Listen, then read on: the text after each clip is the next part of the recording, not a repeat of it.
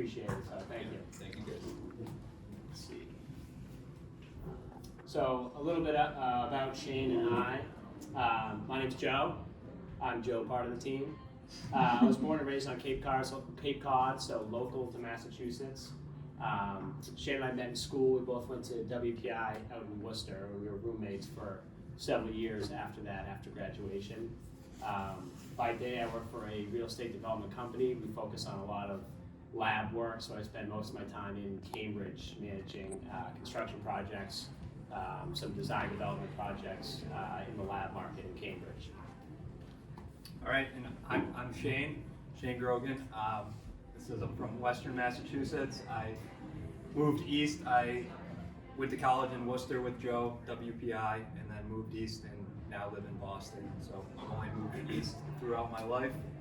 I am a fire protection engineer with my day job. It means that I have a professional engineering license. I do code consulting for building code, fire codes, and accessibility codes. So if anybody has questions on the commercial side in that regard, feel free to reach out. And it's an honor to be here speaking. I know I've only kind of been new to the network in the last 2 years, in meeting John and meeting people like Todor at previous presentations here.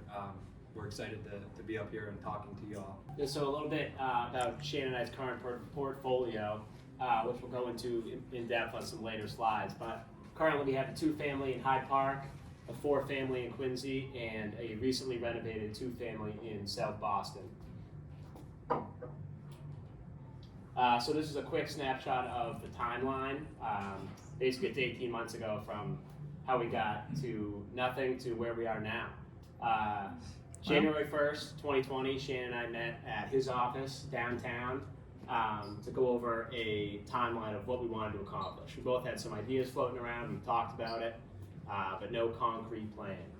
So it was January 1st, it was a little later than we wanted it to be in the day, but we made it there and we scheduled a plan for a house purchase midway through 2020, end of 2020, midway through 2021. As you can see here, not exactly how it worked out, but we'll get into that in a minute. So on March 27th of 2020, we closed on our Hyde Park property. Excuse me. I don't know if anybody remembers end of March 2020, but that was a very weird time. Sure was. This was pre-masks. No one even knew about masks yet. So I was led in by guards to the closing. It was very strange, but we closed. We didn't know what was going on, but it happened. It was a vacant house that we bought. John met us there in the morning, and that started the journey. If I could draw a anxiety level of this chart, it would probably look something like this. But then as we got into, I don't know if this is on the, so this is the Hyde Park property that we purchased on March 27th. So it was a conventional loan, 10% down. As soon as Shane and I moved in April, we retrofitted 1 bathroom down to the studs ourselves, and some other cosmetic fixes throughout. But we had the upstairs unit, 4 bedrooms, rented out on June 1st with us living there throughout the construction basically. At this point, neither of us live there. It's fully rented out, cash flowing. So it's to date been a great investment for us. The second property, this is where it gets a little bit interesting. Yeah, so as Joe mentioned, the plan was 6 months, every 6 months we're gonna buy a property. The benefit of what we were doing here, right, when we sat down on that January 1 with a slight hangover, we were like, hey, I had been reading books for a couple of years now on real estate investing, and I was like, hey, we were renting, we're out of college, we're engineers in the Boston area.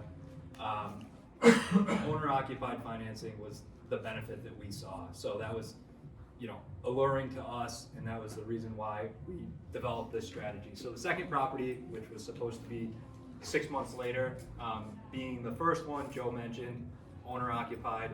Joe owned the owner-occupied property. The second one would be mine. So my lovely fiance Kate and I went on a walk in South Boston, and I was on the market constantly, like to the point where it's a problem.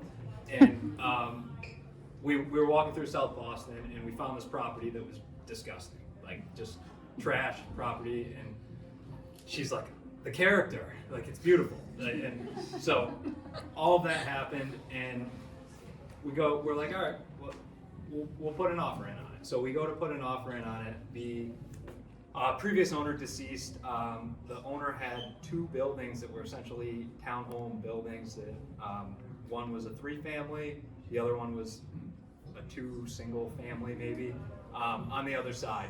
So this was the one that we wanted, the single double duplex there. So I go to put an offer in on the duplex, and we realize they're both being held by the same owner. And our creative agent came up with an idea. Hey, maybe you could get Joe approved to put in an offer on the 8 on the property next door. So I bought the 6. Maybe Joe could go in at the 8, which was a legal 3-family. So we got approved like that, and we put an offer in on both those properties. And when we did that, immediately there was no chance we were getting the other one. So the wheels kept spinning, and we're like, oh, that was, we still wanted the property that I had my offer in on, but the second property, we never thought we were going to close on the one in South Boston. So I got back on the market, back on my phone, whatever. I'm looking at all these properties left and right. And I find a property that I looked at, I walked through, I went to an open house, and we had looked at this point, we'd looked at hundreds of properties on the market, but we had seen over 10, maybe 20 that we've gone to open houses, and went to this second one. And at the open house, it was only me. Joe was away that week, and I walked through it, and I called him, and I was like, hey, we have to put an offer in on this one. So we ended up putting in another offer to this property on Quincy, which is our second property. Sight unseen by me, but I had faith in my partner. We did it. I was at a golf tournament, and we won. That's not what he told me.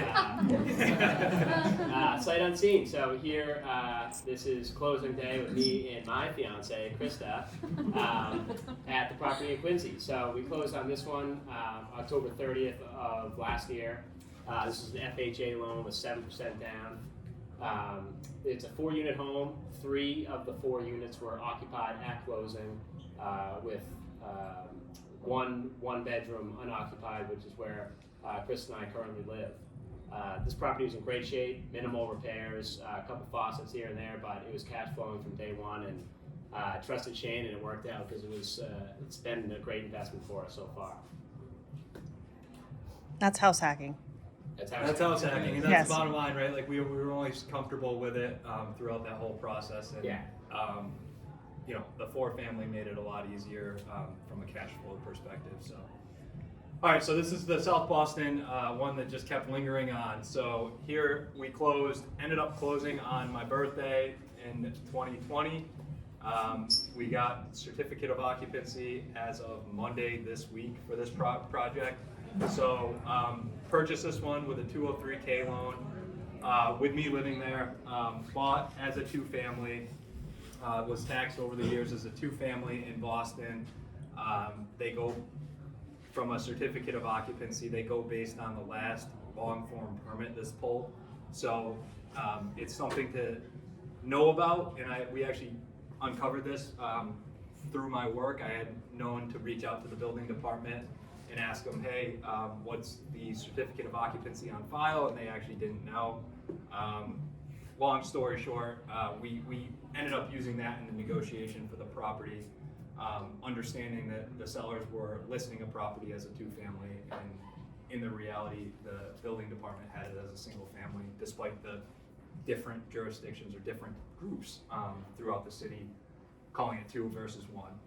So we start the 203K project, which everybody knows the limits on FHA loans in Boston, right? Typically, you can't touch a property in Boston because they're going for higher than the FHA limits. So this property sat on the market, and as I mentioned, it took us forever to close on it, but it sat on the market for a long time, and we were able to get it under contract with a 203K loan that essentially had maybe enough work in the 203K budget. So the loan for the property is bounded by the FHA limit, which I think for a two-family is $880,000, and then you're able to buy the property, and the remainder of that is your construction allowance from the 203K loan. So we ended up doing that and understanding that, hey, if we actually go through with this project, we're not going to get the value that we need out of the building, and we're kind of doing, honestly, a disfavor, because it's going to be finishes, it's not going to be the building that we kind of visualize it to be. So Joe and I kind of went out on a ledge again, and that's when the anxiety kind of just kept going up. And so we did much more than what was intended in the 203K. I don't think like our lenders here or anything, so I think we're okay with saying that. So we ended up doing, for example, the loan was $200,000. We ended up doing closer to just below $500,000 of construction on the project, which was something that we felt confident about the whole time, because we were legally classifying it, and we were able to take a back area that was an existing porch and claim it as being within the constraints of the existing footprint. And essentially, it was an addition, but from the building department's eyes, we were able to call it the porch part of the building and not classify it as an addition. And understanding that the building department had it as a single family, we had to go through a zoning appeal anyway. So as it mentions here, we ended up raising private money. So we were able to do that through friends and family. And we raised private money to fund the remainder of the construction that we had other GCs take on, in addition to the GC that we had structured through the 203K loan. So, This is before and afters? Yep, so before and after. So, you fast forwarded. All right, so this is the before. I mentioned it was unlivable, right? So you can see here, this is the basement. The basement had like 6'4" ceilings. This was the back porch that I mentioned that we said, hey, this was enclosed. There was windows. The character. Yeah, the character, right. The stairs, everything's kind of falling apart, right? That's a demo picture, so that doesn't, obviously we're taking things down, but it was, this was the kitchen. So, I mean, we walked in, we did this, we went all in, and we're very happy with the way it turned out. So you can see that old porch. We actually were able to bring it in a little bit and get a fire escape off the back, which, having thought this through, fire escapes are pretty expensive. This fire escape comes out to like 20 grand. We could have sprinkled the building for that and not had a second means of egress. And I think in IRC, so a two-family is subject to the residential building code, whereas if you're a three-family or above, you're subject to the same codes that any commercial building would be subject to, which is the IBC. In Massachusetts, there's amendments. I don't need it. That's what I do for work. So, so anyway, I think having looked back at it, we should have sprinklered the building, and we wouldn't have had to do this fire escape. And I think that would have allowed us to do a porch off the back. And that's the one thing that I think that in the project maybe we learned from. But this is the basement, right? The basement ended up turning out gorgeous. There's a bathroom in here. Spiral stair.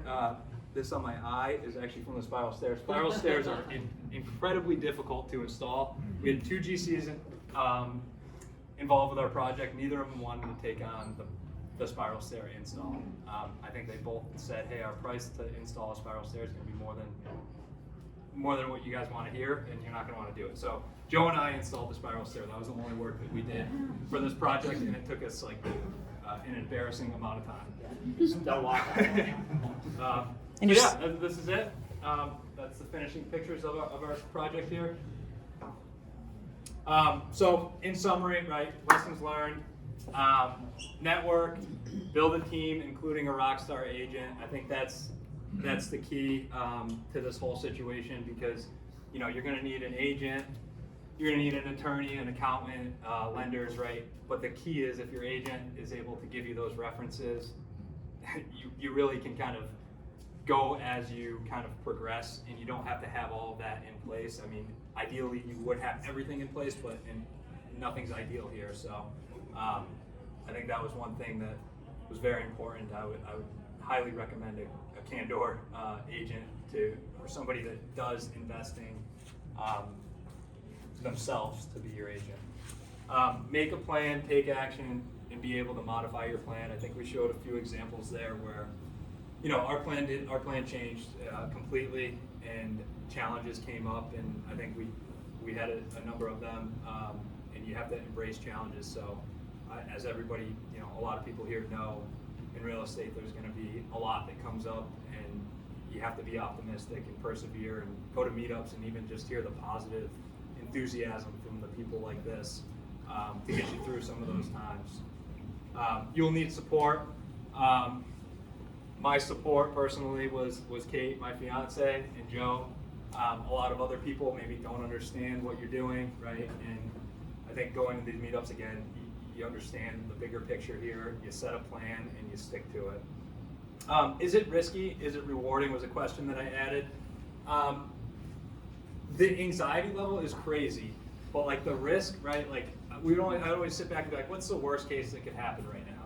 And it's really not that bad. And you know, like the worst case is maybe, and when Joe and I sat down on that January 1st, we're like, hey, we've been renting in Boston for 6 years after college. We know that if we buy a property, we're gonna learn a ton, and that's the value that we've had so far in our journey, is that we've learned so much, and that learning has resulted in us identifying gaps that, you know, we need to learn on. So I think the more you learn, the more that you know you need to learn, and continue to network. So those are kind of short list of my lessons learned. Again, thank you guys for having us here, and look forward to meeting people that I haven't met here as well. Yeah.